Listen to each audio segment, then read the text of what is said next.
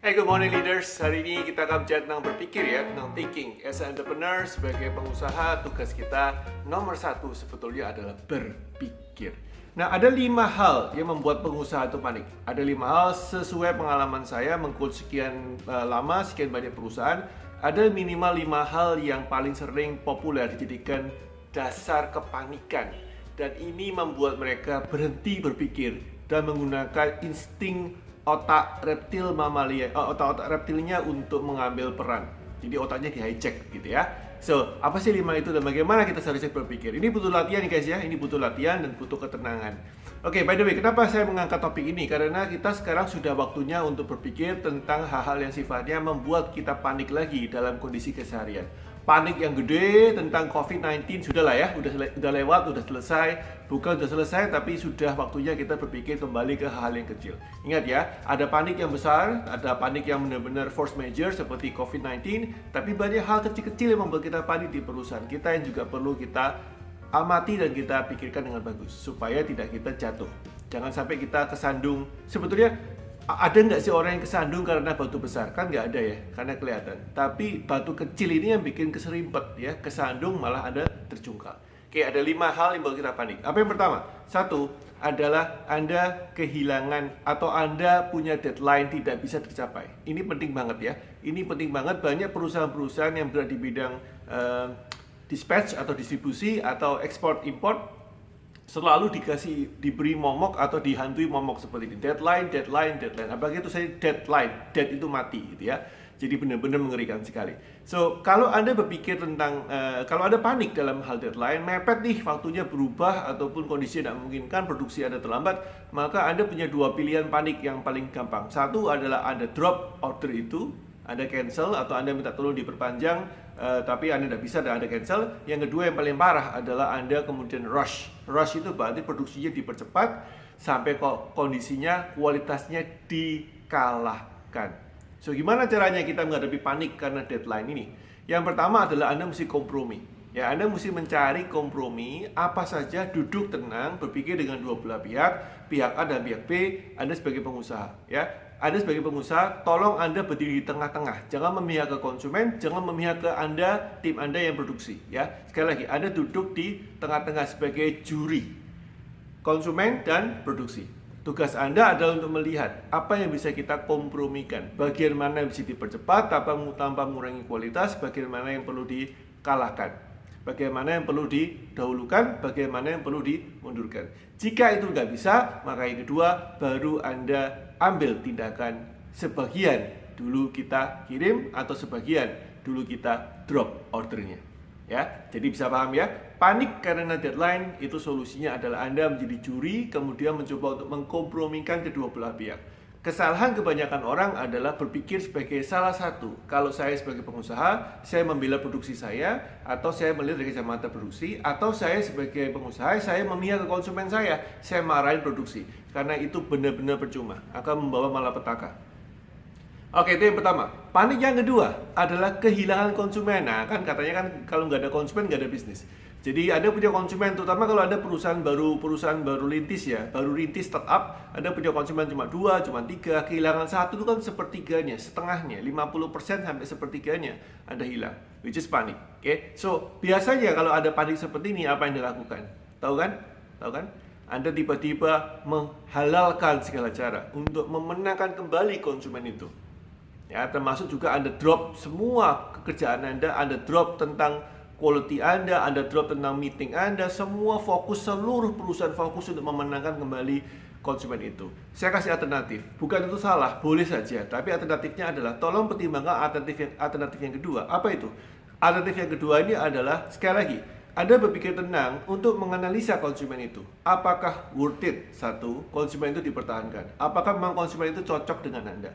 Can you see? Apakah Anda bisa melihat Anda menikah tanda kutip dengan konsumen itu sampai 2, 3, 4, 5 tahun ke depan?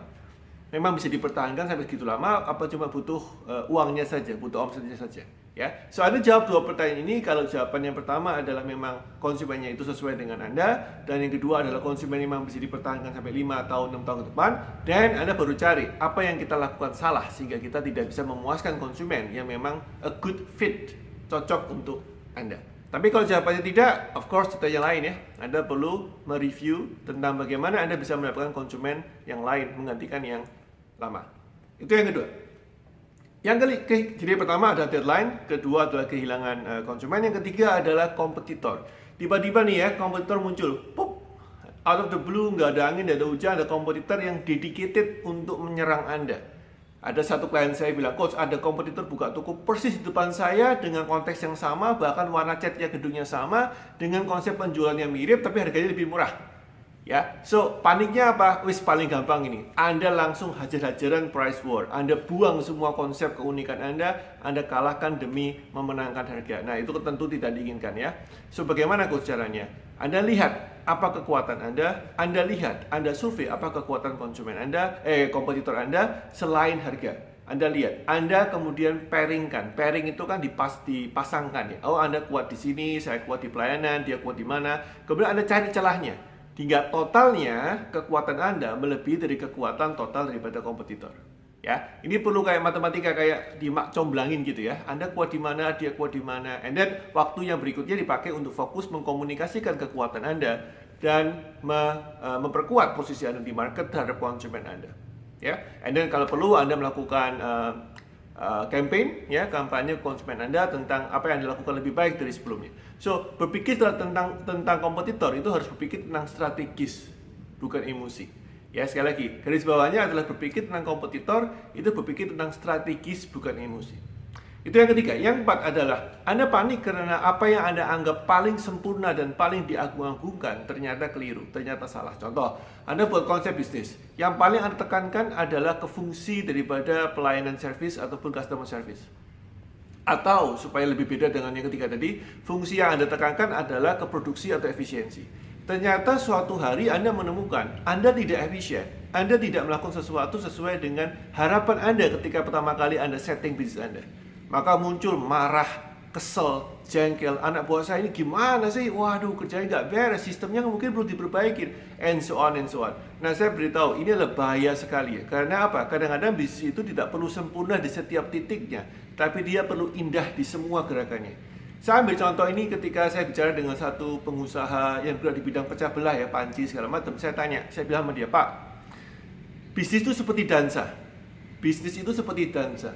Jangan fokus ke sepatu dansanya, jangan fokus ke satu gerakannya, jangan fokus ke satu swingnya. Kalau Anda swing tenggu, caca ya, Anda tahu kan konsep bisnis, konsep dansa seperti itu. Kalau Anda suka lebih ke salsa atau modern dance, maka bisnis itu seperti dansa, harus dilihat utuh. Jangan cuma dilihat sepatunya, jangan cuma dilihat sesekali keserimpetnya, kesandungnya, dengan sesekali. Well, kecuali kalau kita ingin kompetisi ya, kita lagi dinilai dan kompetisi dansa. Of course, Anda mesti sempurna di semuanya. Tapi 9 out of 10 pada umumnya bisnis itu tidak dihitung secara parsial, tapi as a whole, sebagai keseluruhan. So, ingat kata-kata ini, bisnis itu seperti dansa. Yang dilihat adalah keutuhan, keindahan semuanya, bukan parsialnya. Nah, untuk Anda yang perfeksionis, ini masalah nomor 4 ini paling kena ya. Anda perfeksionis, pasti Anda paling jengkel kalau nggak perfect. Perhatikan keseluruhannya dulu, gambarnya semuanya, helikopter view-nya seperti apa, baru Anda boleh menjudge parsialnya. Jadi kebalikan daripada yang saya katakan tadi, yang Anda buat panik adalah jangan berpikir ke hal kecil ke besarnya. Pikir hal besarnya dulu, indah apa tidak. Kalau kurang indah, baru Anda cari bagian kecil ya yang membuat tidak indah. Semoga bisa paham ya, fokusnya ke sana. And final number 5 adalah yang bikin panik adalah kalau anak buah kunci Anda, tangan kanan, tangan kiri Anda, resign. Nah, ini adalah salah satu yang paling sering dilakukan oleh perusahaan-perusahaan yang masih mudah panik, masih sering baper ya. Ketika tangan kanan, tangan kirinya kemudian resign, kemudian mereka tiba-tiba kalau nggak satu, kapok merekrut orang. Wah, ini gara-gara saya rekrut orang kepinteran nih, ya. Wah, lain kali saya rekrut nggak pinter dah, saya rekrut orang yang maaf kata agak sedikit on aja dah, biar dia nggak resign. Itu yang pertama. Itu adalah hasil panik ya. Yang pertama kapok resign. Yang kedua adalah kemudian melakukan balas dendam dengan membajak orang lain di tempat lain yang juga sama pinternya. Oh, kalau tempat saya dibajak, aku juga bisa bajak tempat lain. Ini dua-duanya kacau nih. Ya, ini dua-duanya kacau banget. So, bagaimana sebaiknya? Sebaiknya langkah yang pertama adalah Anda mengevaluasi. Ya, evaluasi apa sih? Fungsi daripada orang yang tangan kanan Anda itu yang keluar itu sebetulnya memang perlu nggak untuk disatukan dikembalikan ke satu orang saja. Bisakah fungsi itu dipecah menjadi sebuah proses, menjadi SOP, sehingga lain kali ketika Anda merekrut orang yang untuk melakukan tugas yang barusan desain, tugas mereka adalah mensupervisi SOP ini. Ya, jadi nomor satu adalah Anda breakdown fungsinya. Apakah perlu dikembalikan ke satu orang? Mungkin nggak satu orang, mungkin 2 orang, mungkin 3 orang dengan less salary, dengan less competence. Ya, itu yang pertama. Yang kedua, sistem daripada perekrutan Anda itu harus dibuat lebih prediktif. Jadi Anda ketika kehilangan orang-orang key Anda itu tidak terlalu panik karena Anda sudah tahu ada pipeline, ada sesuatu yang coming in untuk menggantikan yang lama. Ya, ini yang saya pernah bahas di bagian tim ya. Saya nggak ulang lagi di sini. Ada vlog saya di hari Jumat. Biasanya kita bicara dengan tim bagaimana Anda membuat sistem pipelining supaya anak buah Anda itu selalu ada pengganti atau calon penggantinya. Oke, semoga bermanfaat. Ada 5 panik yang perlu Anda perhatikan dan tolong Anda ulangi video ini sampai Anda paham. Anda panik yang mana dan sering kena yang mana dan Anda perhatikan how do you solve that. Bagaimana memecahkannya. Again, semoga bermanfaat. Anda bisa share video ini, Anda bisa share bagi teman-teman yang dirasa membutuhkan video ini. Semoga bermanfaat. See you tomorrow. Bye bye.